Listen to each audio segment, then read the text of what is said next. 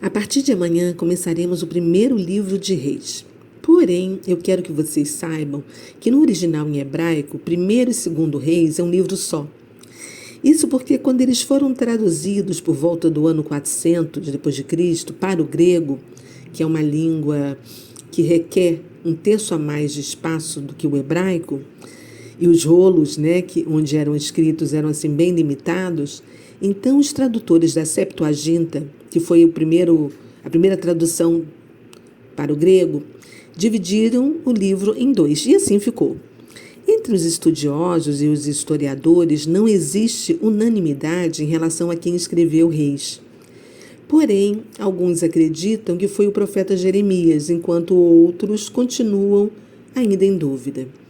Agora, se não foi Jeremias o autor,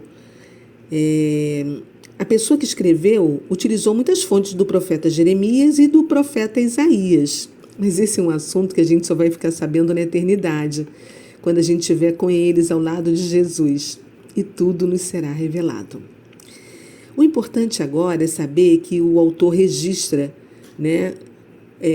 as coisas que aconteceram no reinado de Salomão, de Davi e dos reis que o sucederam. O primeiro livro de Reis acontece quando Davi já estava envelhecido precocemente, com 70 anos, depois de reinar por 40 anos. E eu quero que você observe a importância do número 40. Saul reinou 40 anos, Davi reinou por 40 anos e Salomão também reinou por 40 anos. O livro de Reis conta, assim, as histórias que aconteceram durante 400 anos, desde o crescimento até o declínio do reino, que acabou dividido. E depois eles foram levados para o cativeiro da Babilônia. Davi, que é assim o rei mais amado de Israel, ele conquistou Jerusalém dos jebuseus em torno do ano 1000 a.C., fazendo da cidade a capital do seu reino. E ele lutou muito, teve assim importantes vitórias contra o filisteu, que dominava onde hoje é a faixa de Gaza, que nós conhecemos muito bem por causa da última guerra do Hamas. Ele também venceu os moabitas, os amalecitas, os edomitas, entre outros povos. Então, o primeiro Reis começa com Davi, mandando coroar Salomão com 19 anos, antes da sua morte, porque Adonias, que era o filho mais velho, estava querendo pegar o trono. Mas Natã, que era o profeta daquele momento, foi quem evitou a rebelião, porque percebeu que Salomão era o escolhido de Deus. E por causa da rebelião de Adonias, Salomão foi coroado ainda quando Davi estava vivo. E o profeta Natã, que gostava muito dele, foi o responsável pelo treinamento religioso dele, e deu o nome de Gedidias. Por isso que muitos dizem que o nome de Salomão era Gedidias, que em hebraico significa querido de Deus. E Natã ensinou também música, poesia, provérbios para uma conduta sábia, que hoje nós chamamos de ciência. Você sabia que esses dois livros de Reis são assim os mais importantes livros de história do mundo? Pois é. Esses livros começam com o final do rei de Davi e terminam com o reinado da Babilônia. Eles começam com o templo de Jerusalém e termina com a destruição dele. E ele começa com Davi coroando Salomão e terminando com o último rei voltando da Babilônia.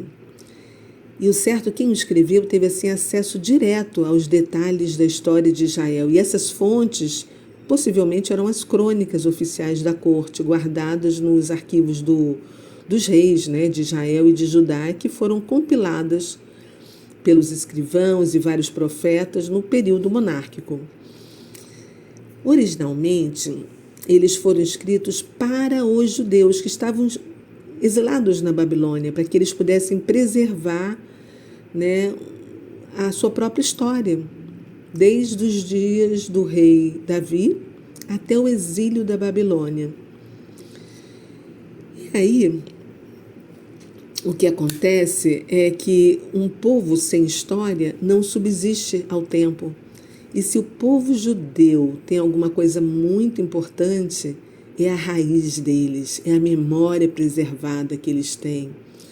Apesar dos muitos inimigos tentarem apagar tanto as suas histórias como tentar exterminar a vida deles da face da terra.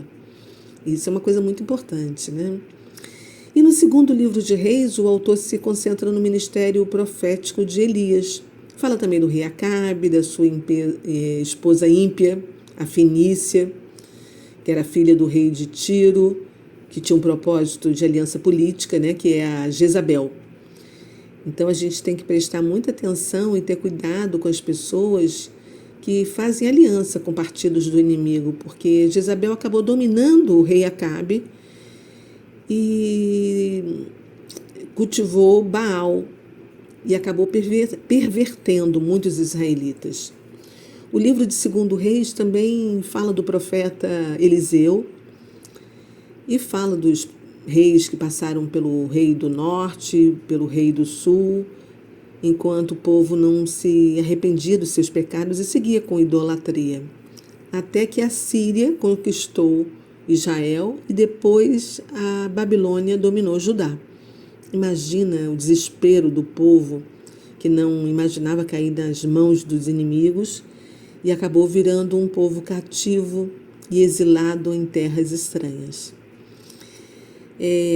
Estes 2 livros contêm assim, muitas histórias e eu te convido a me acompanhar na minha leitura diária e ouvir reflexões atualíssimas para os nossos dias de hoje. Nós começamos amanhã e eu te espero. Bora? Então, se você ainda não se inscreveu no meu canal, essa é a hora. E aperte também o sininho para poder receber todos os vídeos que eu postar. Vou ficando por aqui. Beijos, fui, tchau.